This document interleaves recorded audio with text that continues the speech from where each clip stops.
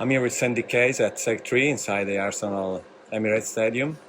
And but we are talking about something else. So recently we were discussing how generative AI, anything that happened this year, could kind of scare a bit content people, creative people.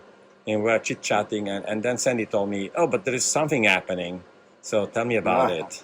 So we were looking at this AI space. It's a fascinating area, and we realized nobody is doing a summit or a conference for the creative world, which seemed crazy. So we looked into it and we set it up, and we had this unbelievable reaction from the creators and the technology companies behind it all wanting to get together. So we're going to run an event in September. It's actually September the 12th and the 13th in central London.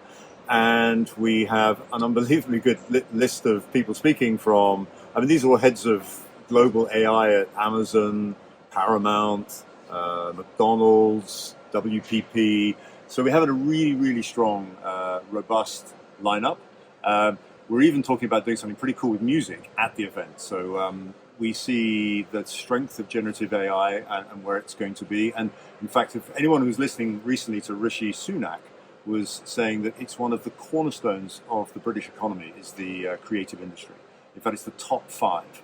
And it's where the government see where we will be getting most of our growth from over the next 5 years. So we just felt, we're all talking about Gen AI. What does it mean? But what does it really mean for the creative industry? Yeah, and I have to say, the moment Adobe launched the zoom out feature and other thing, and other creative tools are integrating it, I think the people that are strong in creative in general start to think, okay, it may scare us a bit, but we are really good. It's an acceleration tool. It's still up to debate. It's not trivial. That's why we need a conference. Somebody said, I forget it was the word, I get the words all wrong, so it doesn't matter. They were talking about, it was actually the Web3 technology, but you still have to ride the bike. It might make the bike go quicker, you'll get there quicker, but you still have to do that part of the work as well. So, and there's some interesting points. I'll take the music industry as an interesting example.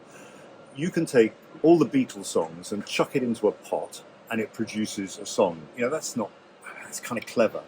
Or you can grow it from underneath and come in and give a really interesting brief to produce some music. Now that to me is where generative AI is far more interesting and has real value rather than there's a lot of cheap dumping of information to create something else.